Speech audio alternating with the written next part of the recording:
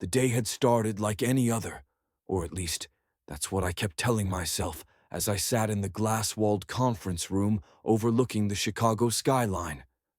The sky was an endless expanse of steel gray, the kind of color that felt both heavy and heavy with promise. I had a stack of files before me, consumer protection policies that needed final approval, and the hum of quiet discussion filled the air. Around me, my colleagues chatted softly, the occasional tap of a keyboard punctuating the rhythm.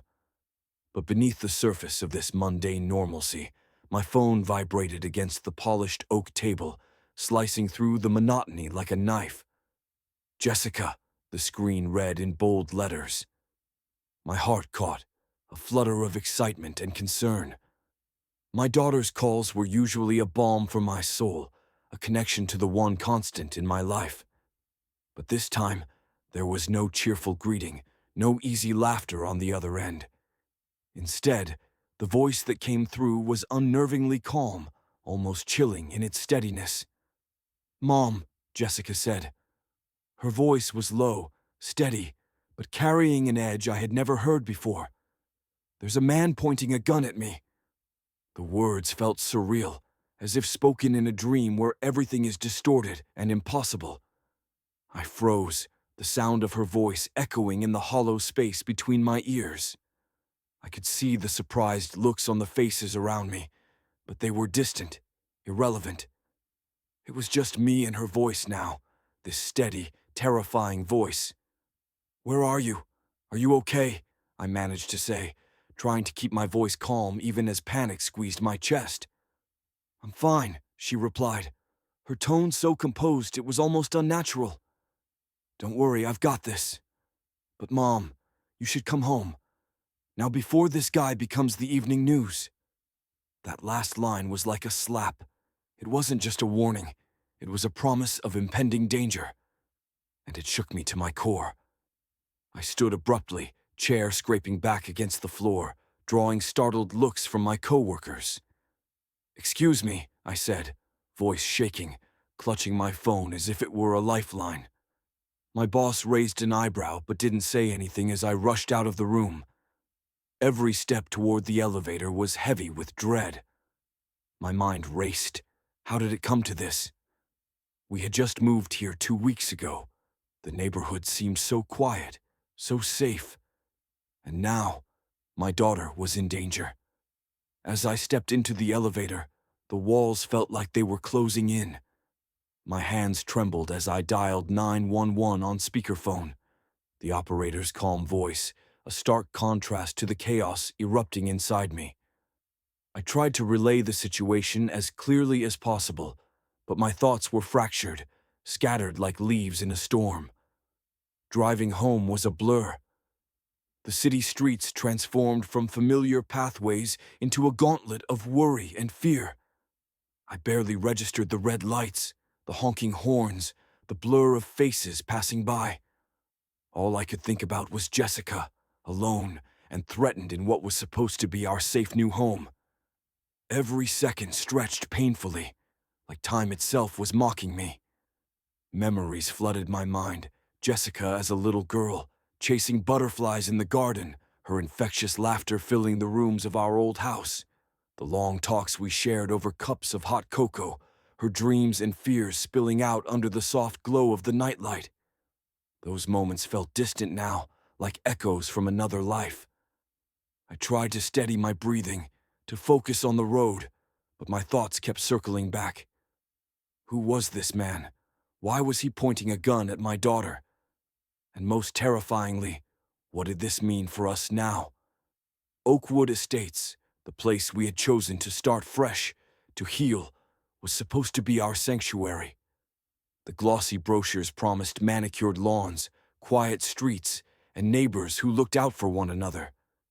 But what kind of community harbored threats like this? What kind of place was this really? As I pulled into the driveway, the house stood silent, its white columns gleaming faintly in the fading light. The porch where Jessica and I had shared morning coffees just days before now felt like a battlefield. My heart pounded in my ears as I reached for the door handle, the cold metal biting into my palm. Inside, the house was eerily quiet. No signs of struggle, no frantic noises. Just the faint hum of the air conditioner and the ticking of the grandfather clock in the hallway. Then I heard it, the soft click of a lock being disengaged. Jessica appeared in the doorway, calm as ever, but with a glint in her eyes that spoke volumes. She gave me a slight nod, a silent assurance that she was okay, that she had handled the situation. I pulled her into an embrace, relief and fear crashing over me in waves. "What happened?" I whispered, voice trembling. She smiled faintly. "They picked the wrong house, Mom. Step 2, the red X on our lawn." That night, after the harrowing phone call and my frantic rush home, the adrenaline still coursed through my veins. I expected, or at least hoped, that once Jessica was safe inside, the nightmare would begin to recede. But the darkness outside held a different plan, one that was more sinister, more deliberate, and far more personal. The sky was heavy with clouds, a thick blanket blotting out the stars, as if nature itself was mourning the peace that had been shattered in our quiet new neighborhood. The streetlights cast a dull, flickering glow over the cul-de-sac, illuminating neat rows of homes that now felt hostile rather than welcoming. The familiar warmth of Oakwood Estates was gone, replaced by an undercurrent of menace. We had barely sat down to catch our breath when a faint scraping noise caught my attention. At first, I thought it might be a stray animal or the wind rustling through the leaves, but the sound grew more purposeful, intentional. I instinctively moved toward the front window, peering through the curtains, my heart picking up pace again. There, under the dull glare of the street lamp, stood Doug, the so-called security enforcer of the HOA. His bulky frame was clad in a uniform that looked like a costume, a cheap imitation of real law enforcement gear, complete with a badge that seemed printed on glossy paper and a holster housing a gun that felt all too real. His face was a mask of contempt, lips curled into a sneer as he crouched by our freshly manicured lawn. In his hand was a can of bright red spray paint. With slow, deliberate strokes, he drew a massive X across the pristine grass, the scent of paint thick in the chilly night air. I felt my stomach churn. This wasn't just vandalism, it was a declaration, an act of war. Doug looked up, his eyes locking with mine through the window. There was no fear in his gaze, only arrogance, a twisted satisfaction in marking us as enemies. Then he tapped the gun at his hip, a sharp, deliberate sound that echoed like a gunshot in the stillness. "Official HOA warning," he called out, voice dripping with mock authority. "Final notice before further action." The coldness of his words froze me in place. The message was clear. We were marked, targeted, and this was just the beginning.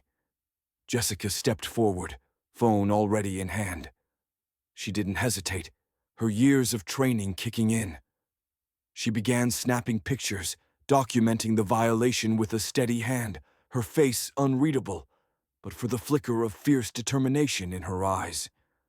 "They have no idea who they're dealing with," she murmured quietly, more to herself than to me.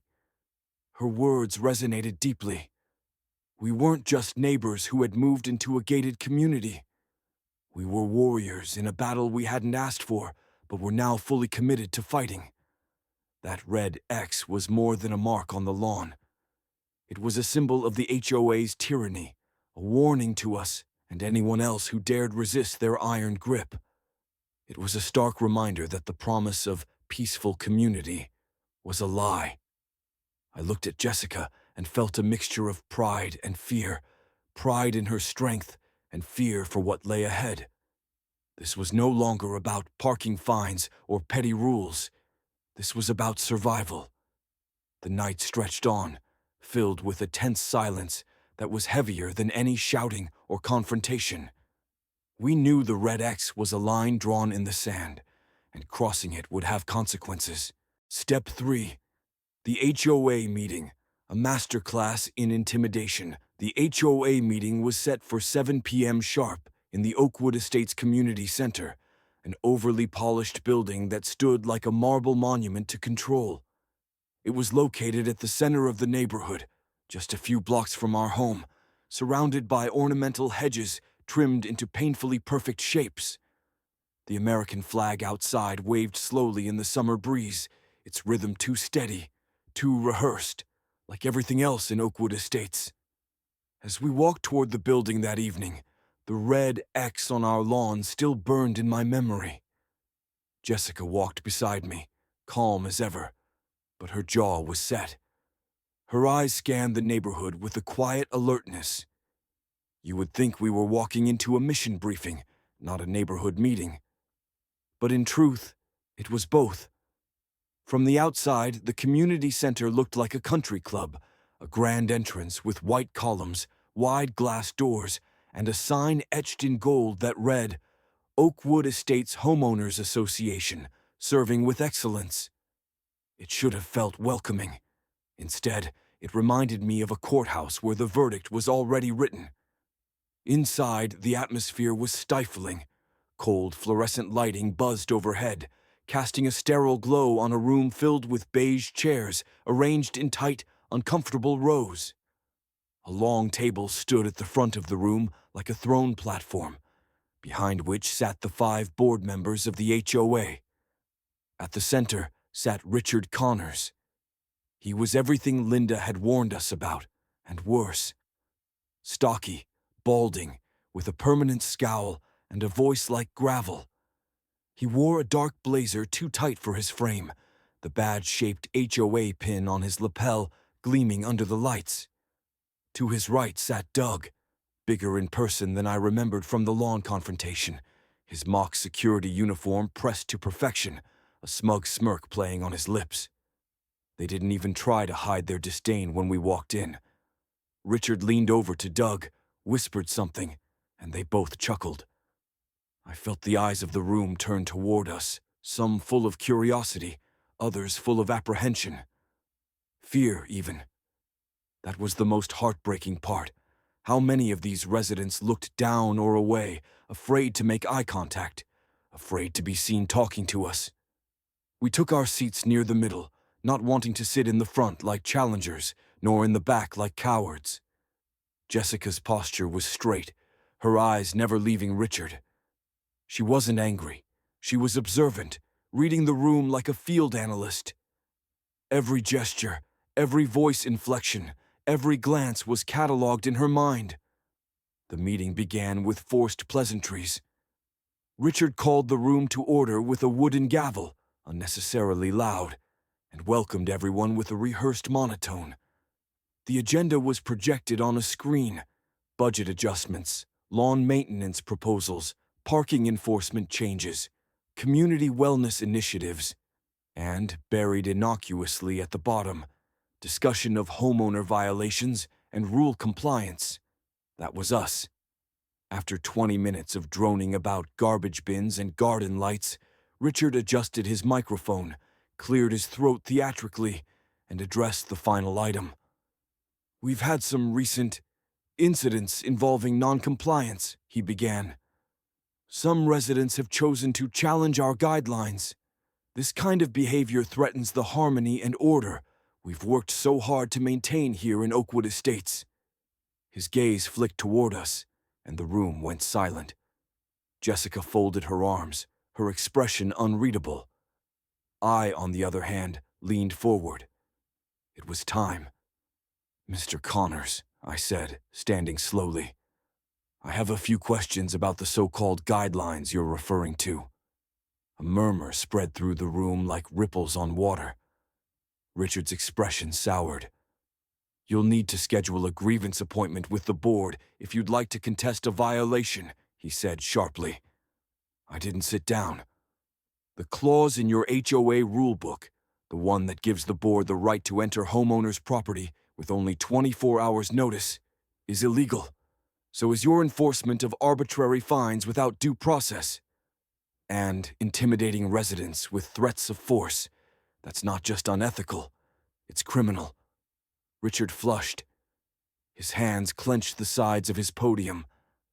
Mrs. Mitchell, our covenant was reviewed by a legal team when Oakwood Estates was established. By purchasing a home here, you consented to those terms. Perhaps next time, you should read more carefully before signing. I could feel Jessica tensing beside me, ready for anything. Funny, I said. I did read everything. And you should know, Illinois HOA law makes no provision for forced inspections without a court order. You've overstepped your authority. Doug leaned into the microphone, voice oozing contempt. We enforce the rules, ma'am. Maybe Oakwood Estates isn't the right fit for you. A hush fell over the room. Even the board members on either end shifted uncomfortably. It wasn't just what he said. It was how he said it. The veiled threat. The implication that we should get out, or else. And then, from the back of the room, a quiet voice broke the tension. She's right. Karen Wilson, the HOA secretary, stood up slowly. Her voice wavered at first, but grew stronger with every word. That clause has no legal precedent. I've been recording concerns from residents for years, and I've filed complaints with the city. But every time I tried to speak up, I was silenced. Richard turned to her, eyes wide. Karen, sit down. But she didn't. She opened her purse and pulled out a folder, holding it up. I have copies of altered financial records, board meeting transcripts where fines were doubled without justification, records of residents being fined for imaginary violations. The silence was suffocating. Karen walked to the front of the room and placed the folder on the table. I've stayed quiet for too long, she said. I won't let you threaten anyone else. Richard stood abruptly, slamming the gavel down. This meeting is adjourned.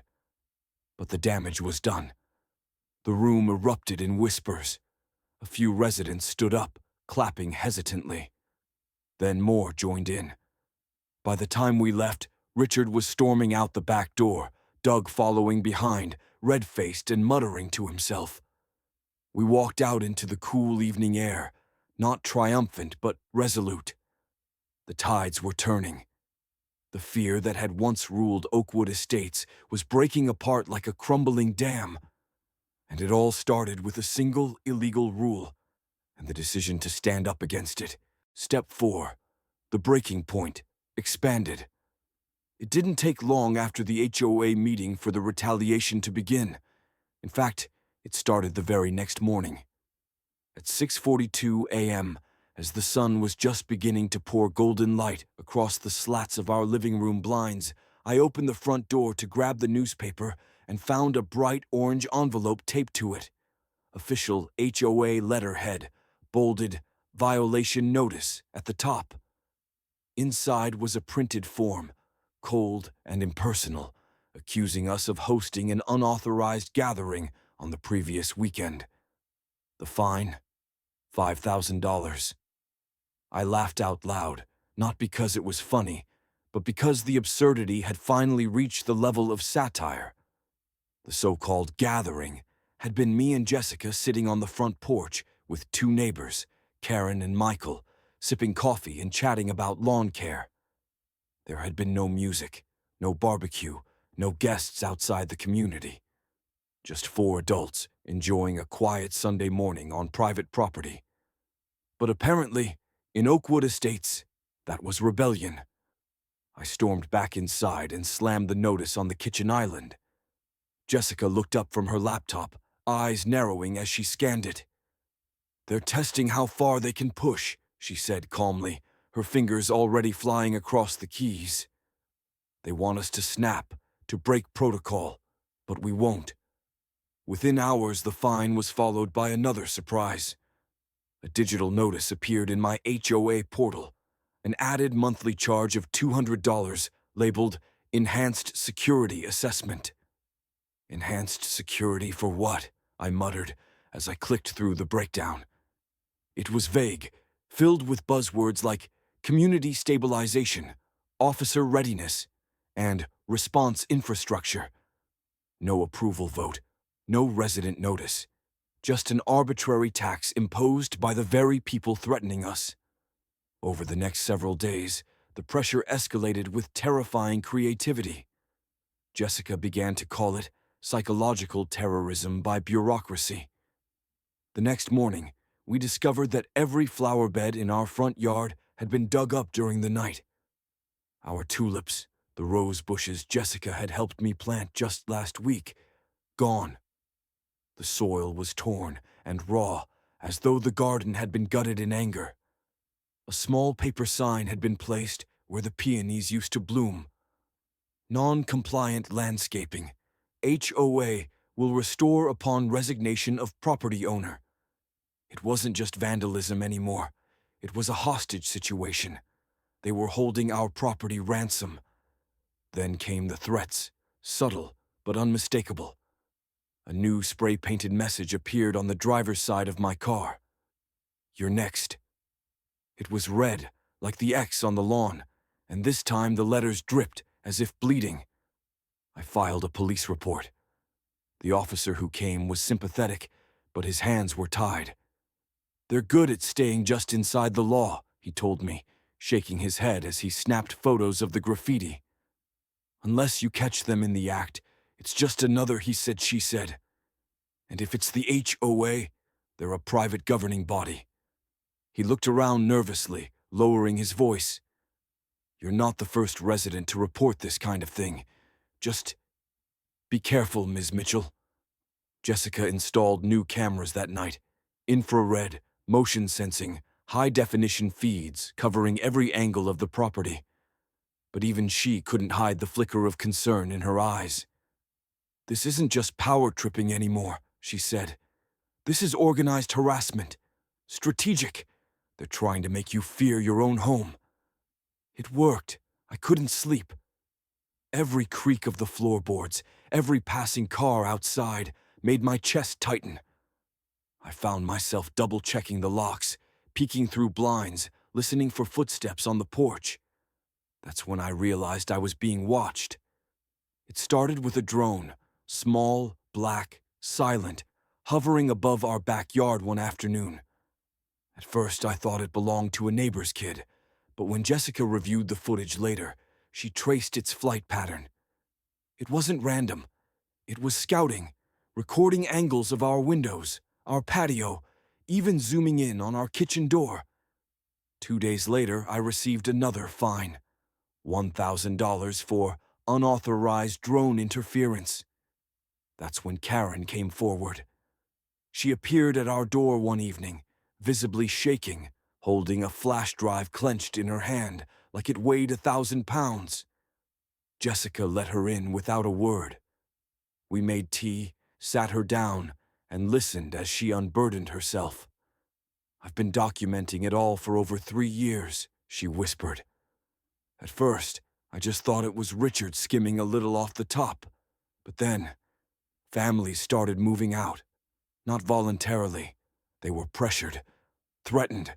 Some were fined into bankruptcy." Jessica raised an eyebrow. "You have proof?" Karen nodded, sliding the flash drive across the table. "Financial records, emails, Homeowners Association board group chats, surveillance orders, and a blacklist of homes they've marked for forced sales." I stared at her in disbelief. "Forced sales." Karen wiped her eyes. "It's a scheme. They identify homeowners who don't fit. Anyone who challenges the rules asks too many questions. Then they start the fines. The property gets devalued on paper through bogus citations. Residents are forced to sell, and the properties are quietly bought by shell companies linked to Richard's cousins." It was worse than I imagined. Michael joined us the next day with his own revelations. A retired security consultant, he had installed discreet surveillance on his own home months ago after repeated harassment. What he'd captured was damning. Doug and Richard exchanging envelopes. Doug accepting money from a man in a truck with contractor plates, then falsifying an invoice later that week to justify a $7,500 community repair fee. "I knew they were dirty," he said grimly. but I didn't realize how far it went until I saw the footage of Richard breaking into the community budget system. That night, Linda brought a stack of printed documents, records of 26 families who had been fined, threatened, and driven out. Names, dates, patterns. It was all there. Together, we began compiling everything: testimonies, images, bank records, HOA logs. The puzzle was forming, and what we saw was staggering. They weren't just bullies. They were embezzlers, conspirators, possibly even engaging in racketeering. The realization hit me with the weight of a freight train. This wasn't about one angry man with a gun or a few overzealous rule enforcers. It was a criminal enterprise operating under the guise of neighborhood leadership. Jessica looked at me across the table that night, after hours of piecing it together. "They've gone too far," she said, "and we've got everything we need." I nodded, feeling something I hadn't felt in days: purpose. They picked the wrong house. Step 5. The standoff. It happened on a Thursday, unassuming, breezy, and deceptively calm. The kind of day that fools you into thinking normalcy still exists. Children rode their bikes past trimmed hedges. A sprinkler hissed softly across someone's freshly treated lawn. Somewhere down the block, someone was grilling, the faint scent of charred meat drifting through the air. But underneath the surface of Oakwood Estates, tension roiled like a pot about to boil over. For days, the neighborhood had existed in a kind of hush, whispers among driveways, sideways glances. Neighbors we hadn't spoken to before began waving when they passed by. Quiet acknowledgments. They knew something was happening. And they were watching, waiting. And then, in broad daylight, around 3:37 p.m., Jessica's watch would later confirm, the dam broke. It started with a raised voice. I had just returned from the city after meeting a contact at the city zoning office, a woman named Rachel, who confirmed that Richard Connors had been pushing for eminent domain seizure on several lots. That was a nuclear option, one that required layers of bureaucratic trickery to execute. But he was laying the groundwork. Jessica was home, reviewing the USB drive Karen had given us, when the knock came at the door. Not our door, Michael's. Michael, the retired security expert who had risked everything by giving us footage of Doug and Richard exchanging bribes, had lived 2 houses down in a small, meticulously kept colonial with dark blue shutters and a porch swing he rarely used. He was private but kind, and he'd begun helping Jessica comb through the HOA surveillance system's weak points. From the window, I saw Doug pounding on his door, his meaty fists slamming so hard I could feel the vibrations through the porch. Jessica was already moving. "Stay inside," she told me, slipping her phone into her back pocket. "This is the moment." "Jessica, trust me," she said, without turning around. Her voice was calm, cold, controlled. From the window, I saw her walk with purpose, down our steps, across the sidewalk, toward Doug and Michael. And that's when it happened. Doug pulled a gun. It wasn't subtle, no hesitation, no warning. One moment, he was shouting. The next, his hand went to his hip, and out came the handgun, finger already on the trigger. Neighbors screamed. A dog barked. Someone dropped a watering can. But Jessica, she didn't flinch. She kept walking, arms visible, posture loose. Her eyes locked on the gun like it was a piece of dust. She approached from Doug's blind side, moving with fluid precision, like she was back in Quantico during a training simulation. She called out loudly enough for the body cams of the arriving officers to later pick up. "Doug, put the weapon down. You are threatening an unarmed civilian. You are being recorded. You are being watched." Doug's eyes flicked toward her, uncertain for the first time. "Back off," he snarled, waving the gun in her direction. Wrong move. Jessica didn't run. She closed the distance like a shadow, using the moment of distraction to step into his reach. One twist of her wrist, a pivot on her heel, and Doug was disarmed. The gun clattered to the pavement. He was on the ground, face in the grass, arms pinned behind his back before he could even curse. The silence that followed was louder than any scream. From all directions, phones came out. Neighbors filmed. A few clapped. Someone somewhere gasped and whispered, "Oh my God!" Then came the sirens. Jessica stepped back, raising her hands as the squad car pulled up. Two officers leapt out, weapons drawn, until they recognized her. "Agent Mitchell," one asked. Are you okay?" She nodded. "Perp is disarmed and detained. I suggest you take him in before he wakes up." Doug, groaning beneath the weight of his humiliation, had begun to struggle. The officers cuffed him and dragged him to his feet. His eyes met Jessica's for a brief moment, not with rage, but with fear. You're FBI," he stammered, voice breaking. Jessica raised an eyebrow. "Didn't anyone tell you? I'm the government employee you've been bullying." The crowd laughed nervously. Michael stepped forward, shaken but unharmed. "Thank you," he said softly. "I thought he was going to kill me." "That was the plan," Jessica said, pulling out her phone.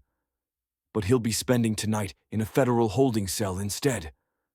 As the police car drove away, taking Doug with it, the crowd began to disperse. But the energy in the neighborhood had shifted. It was no longer passive fear. It was awakening. People had seen one of their tormentors fall, and they wanted more. That night, 17 new HOA violation notices were delivered, one to every household that had been present during the standoff. They were ridiculous, transparent retaliation. Decorative flower pots too close to sidewalk, unapproved driveway chalk art, flags not within guideline dimensions. Jessica and I sat at the dining room table, reading through each one. "They're panicking," she said. "He's losing control." "He'll try something worse," I said. "You know that, right?" Jessica nodded slowly, her eyes dark. "Let him. We're ready now." Because the truth was, the standoff hadn't broken us. It had galvanized us. Step 6. The final confrontation. Oakwood Estates had changed. After Doug's arrest, the HOA's grip on the neighborhood began to loosen, not all at once, but like ice melting under sunlight. Residents who had lived in fear started talking in driveways, comparing stories. Violations were laughed at or ignored. The sense of silent obedience, once so strong it choked the air, began to break down. But Richard Connors wasn't done. We knew it before the ink dried on the police report. Doug's arrest had not just rattled the board, it had humiliated him. It had cracked his illusion of authority, of superiority.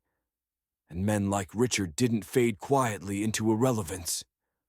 They imploded. I could feel it coming the way you sense a storm, not by the weather, but by the sudden stillness.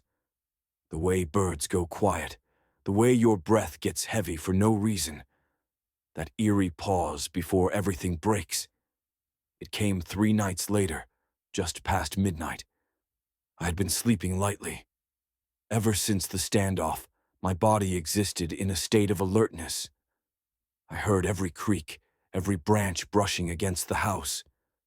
Jessica insisted I keep my phone on the nightstand, connected to the security feed. She had updated the system with motion sensors, alerts, even facial recognition. But nothing prepared me for the sound of the window shattering. It came from the study, glass crashing onto hardwood, the frame cracked inward. I was out of bed instantly, heart pounding in my throat.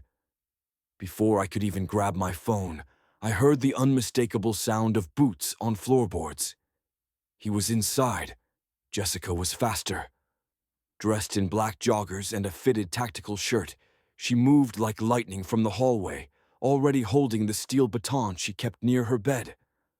"Stay back," she whispered to me, eyes hard. I crouched behind the staircase railing as she advanced toward the study. That's when we saw him. Richard, the HOA president, former cop, self-proclaimed protector of community standards. Standing in our home, face red with rage, sweat pouring from his brow. He wasn't in uniform. He was in street clothes, jeans, a gray long-sleeve shirt, and leather gloves. In one hand he held a manila folder. In the other, a gun, the same one Doug had used.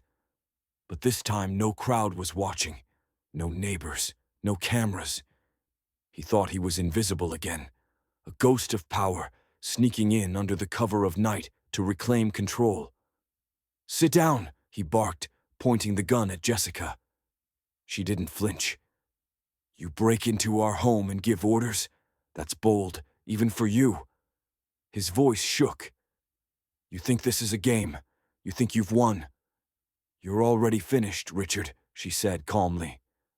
Doug flipped. "He's cooperating with the FBI. Your entire scam, the fake fines, the forced sales, the embezzlement, it's all on record." He tossed the folder onto the ground. "Then sign this, a retraction. You'll say everything was a misunderstanding. You'll withdraw your complaints, say it was personal drama." I stared at the papers. It was a typed affidavit, full of legal jargon and outright lies. If I signed, the investigation would stall. He'd stay in power. The community would be silenced again. "No," I said. "I'd rather die standing than live crawling." Richard's face contorted. He raised the gun. Jessica moved like a shadow. One moment he was speaking, the next he was on the ground. She swept his legs out, disarmed him with a twist, and pinned him beneath her weight, pressing the baton to his throat just enough to hold him down. The entire maneuver took less than 5 seconds. "You don't get to make threats anymore," she said. "You're done." Then came the flash of red and blue lights outside. FBI agents, 3 of them, stormed through the door we'd left unlocked for them. Jessica had been texting them during the entire encounter through a silent SOS app. She had lured him into a trap without him ever knowing it. Richard was cuffed, bagged, tagged, his weapon sealed, the document taken into evidence. He was read his rights while still breathless on our living room floor. As they let him out, he looked at me, eyes wild, confused. "You think this place is yours now?" he spat. Jessica stood beside me, arms crossed. "No," she said.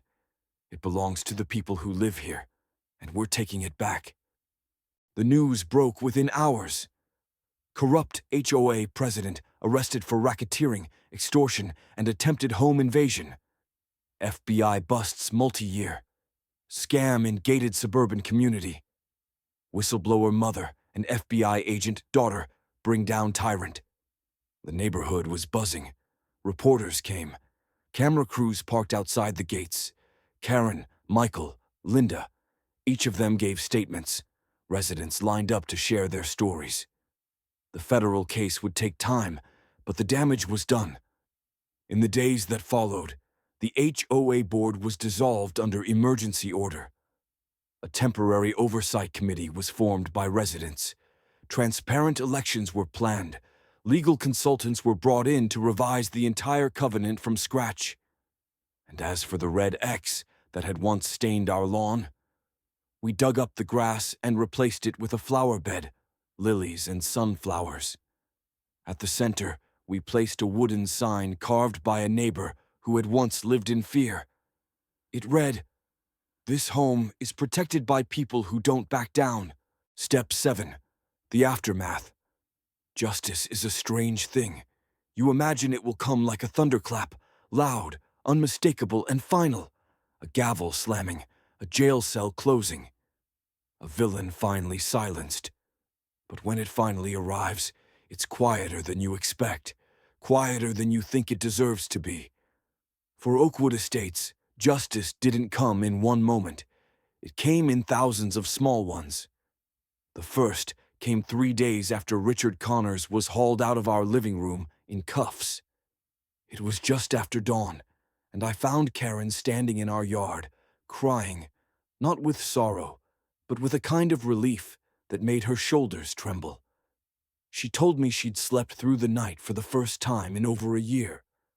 The second came when Michael's wife, who had spent most of the last 6 months living with her sister due to fear of harassment, finally came home.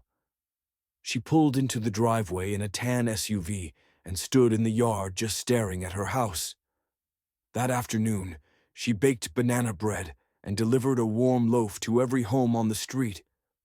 For peace, she said. Real peace. And the third came a week later, when we held a neighborhood town hall, not in secret, not behind guarded clubhouse doors, but openly on the greenbelt in folding chairs beneath the trees. Over 60 residents showed up. Many brought paperwork, some brought photos, a few brought tears. It was the first honest meeting this neighborhood had seen in years. We reviewed what had happened. We heard stories, some far worse than mine. One man had lost his job due to the mental toll the harassment had taken. Another family had been tricked into selling their home below market value after 6 months of constant citations. Several elderly residents had been paying double assessments without even realizing it. There was anger, there was grief, but most of all, there was unity. For the first time, we saw one another, not as strangers behind trimmed hedges, but as survivors of something insidious.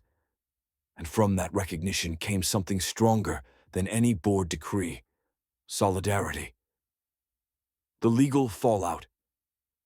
The federal case against Richard Connors unfolded like peeling an onion, layer after layer of rot.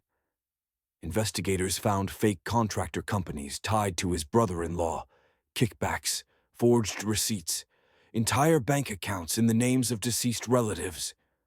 The HOA's reserve fund, which should have held over $750,000, had less than $22.17. Doug, facing years in prison, cooperated quickly. His statements confirmed the existence of a harassment playbook, an internal HOA document instructing board members how to use fines, surveillance, and intimidation to encourage compliance or attrition of problematic residents. Karen's USB, Michael's footage, and Jessica's recorded encounter with Richard became the linchpins of the federal case. Prosecutors were stunned not just by the corruption, but by how long it had gone unchallenged. In the end, Richard Connors was sentenced to 15 years in federal prison without parole. Doug received 8 years with eligibility for early release based on cooperation. Several other board members faced civil lawsuits and state charges for complicity, wire fraud, and elder abuse. Every family that had been fined or forced out was contacted. Class action lawsuits were filed, settlements were reached, restitution was ordered. The rebuilding of Oakwood Estates. A temporary leadership committee was formed, 5 residents voted in by the community. Not political players, not enforcers, just homeowners who cared.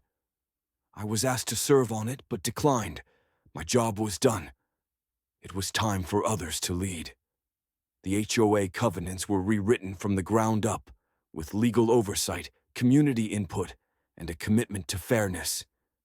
The inspection clause, the one that allowed home entry with 24 hours notice, gone. Fines were capped and reviewable. No rule could be enforced unless it passed a community vote. But more important than the paperwork was the culture shift. People talked now. They helped each other fix roofs, mow lawns, share childcare. The suspicious glances were replaced with real conversations. Kids played together on sidewalks where no one worried about invisible lines drawn in rulebooks. The red X's were gone.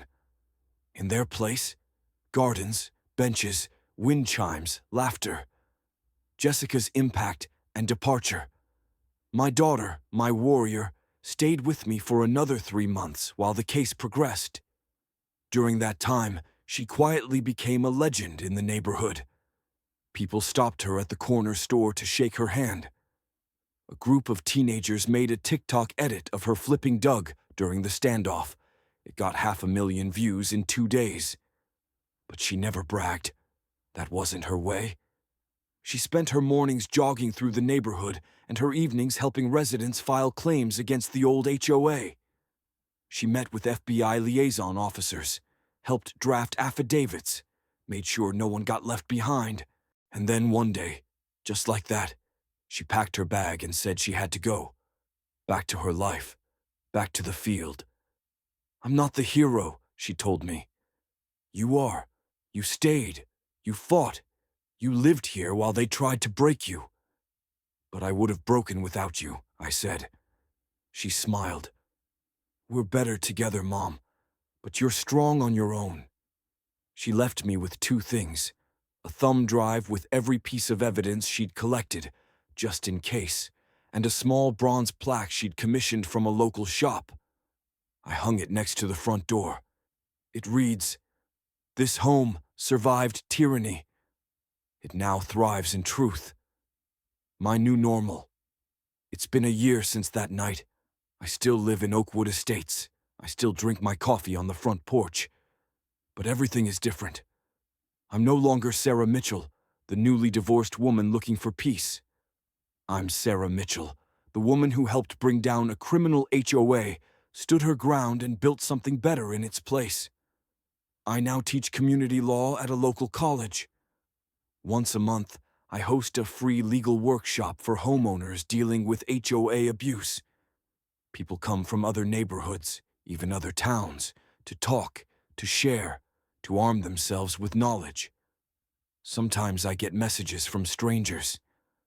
"My HOA just tried something like this. How did you fight back? What would you do if—" I answer everyone. Because I know now that this fight isn't just about one house, one daughter, one neighborhood. It's about justice. It's about standing up to systems designed to scare you into silence. It's about choosing courage, especially when it would be easier to move away, to sell, to let them win. I didn't. Jessica didn't. We stayed. We fought. We won. Final sign in my yard. Beneath the flowers that once bore a red X, I placed a final message. A small stone engraved with a simple truth. This land is not ruled. It is lived on, and it is loved.